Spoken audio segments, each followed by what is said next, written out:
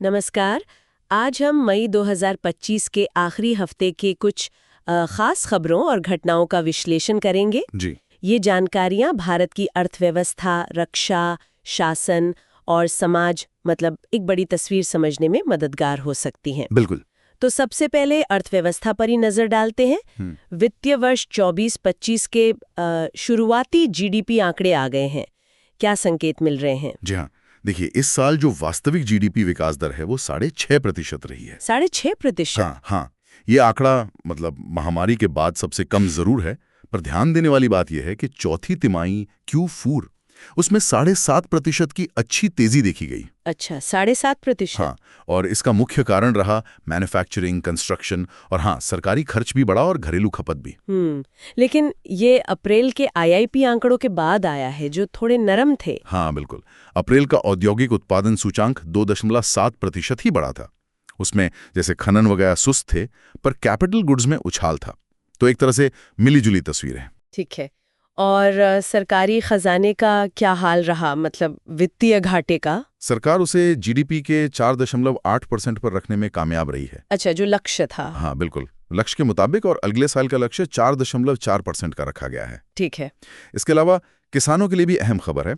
खरीफ की 14 फसलों का एमएसपी बढ़ाया गया है। हाँ, ये तो महत्वपूर्ण है। जी, और ये पक्का किया गया है कि ये लागत का कम से कम 1.5 गुना हो। कृषि अर्थव्यवस्था के लिए ये एक जरूरी कदम है। और निर्यातकों के लिए भी कुछ था शायद, आरओडीटीपी स्कीम। जी हाँ, वो आरओडीटीपी स्कीम यानी निर्यातित माल पर शुल्क और करों की वापसी वाली, वो 1 जून से फिर लागू कर दी गई है। निर्यातकों को इससे थोड़ी राहत मिलेगी। अच्छा, तो ये तो हुई अर्थव्यवस्था की बात। अब जरा रक्षा क्षेत्र पर आते हैं। आत्मनिर्भरता की बात वहां भी हो रही है। ऑपरेशन सिंदूर का विश्लेषण क्या कहता है? बिल्कुल, विश्लेषण तो यही इशारा कर रहे हैं कि भारत की जो स्वदेशी रक्षा तकनीक है, खासकर ड्रोन और ऑटोमेटेड सिस्टम्स, उस पर निर्भरता बढ़ रही है। और इसी दिशा में एक बड़ा कदम है advanced medium combat aircraft AMCA। उसके निर्माण मॉडल को मंजूरी। ये 5वीं पीढ़ी का लड़ाकू विमान है। हाँ, AMCA।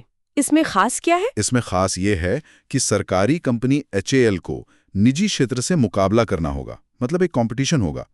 ये रक्षा उत्पादन में एक नया प्रयोग है। दिलचस्प। और कूटनीतिक स्तर पर? देखिए, मालदीव के साथ साझेदारी की समीक्षा हुई।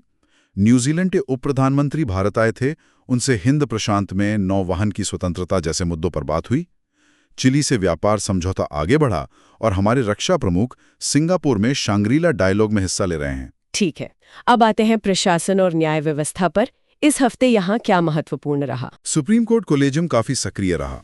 3 जजों की सुप्रीम कोर्ट में पदोन्नति की सिफारिश हुई और कई हाई कोर्ट जजों के तबादले भी। अच्छा।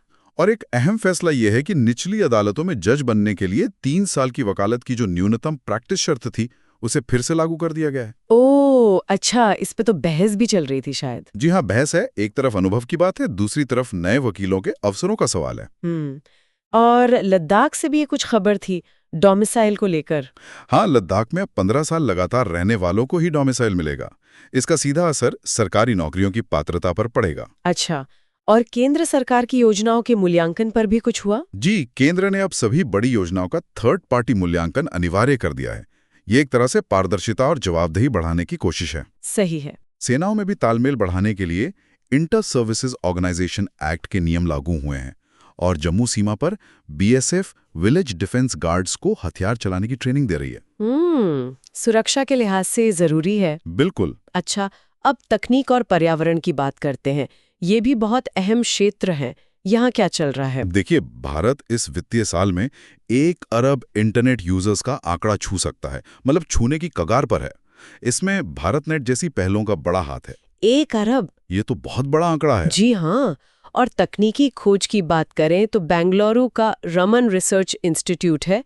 उन्होंने क्वांटम कंप्यूटिंग से जुड़े पदार्थों के छिपे गुण पहचानने का नया तरीका खोजा है। अच्छा। भारत अपना स्वदेशी इलेक्ट्रिक ट्रेनर एयरक्राफ्ट E-हंसा भी बना रहा है और JNCSR ने तेजी से चार्ज होने वाली सोडियम आयन बैटरी भी विकसित की है। वाह। पर्यावरण के मोर्चे पर क्या खबर है? मॉनसून तो जल्दी आ गया। हाँ, मॉनसून जल्दी आया और मौसम विभाग ने सामान्य से ज्यादा बारिश का अनुमान लगाया है। ये तो अच्छी खबर है। हाँ, लेकिन वैश्विक स्तर पर चिंता बढ़ी है। संयुक्त राष्ट्र ने कहा है कि अगले 5 सालों में ग्लोबल वार्मिंग के 1.5 डिग्री सेल्सियस की सीमा टूटने की 70% आशंका है। ओ, ये चिंता की बात है। बिल्कुल। और भारत में भी अरुणाचल में जो बड़े बांध प्रस्तावित हैं, उनका स्थानीय विरोध जारी है। वही विकास बनाम पर्यावरण और संस्कृति की बहस। ये संतुलन हमेशा मुश्किल होता है। अच्छा, अंत में सामाजिक और सांस्कृतिक धरातल पर क्या हलचल रही? प्रधानमंत्री जी ने समावेशी विकास के लिए जाति जनगणना की जरूरत पर जोर दिया है। अच्छा। वहीं तमिलनाडु में कीचडी खुदाई को लेकर एएसआई पर कुछ आरोप लग रहे हैं कि वो प्राचीन इतिहास, खासकर संगम काल की प्राचीनता को कम आंक रहे हैं। ये तो संवेदनशील मुद्दा है। जी।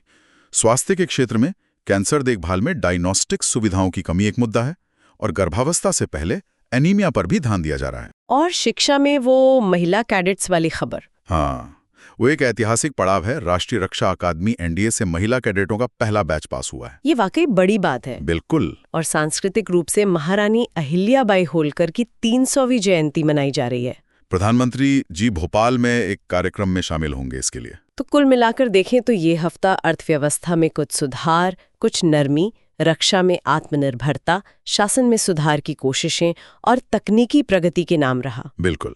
लेकिन साथ ही पर्यावरण की वैश्विक चुनौती, सामाजिक न्याय से जुड़े सवाल, स्वास्थ्य सेवाओं की कमियां, ये सब भी उतना ही महत्वपूर्ण है।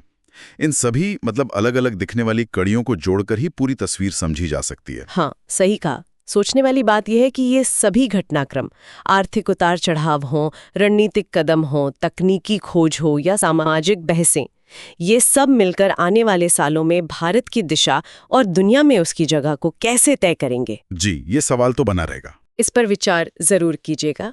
मिलते हैं अगली बार। नमस्कार। नमस्कार।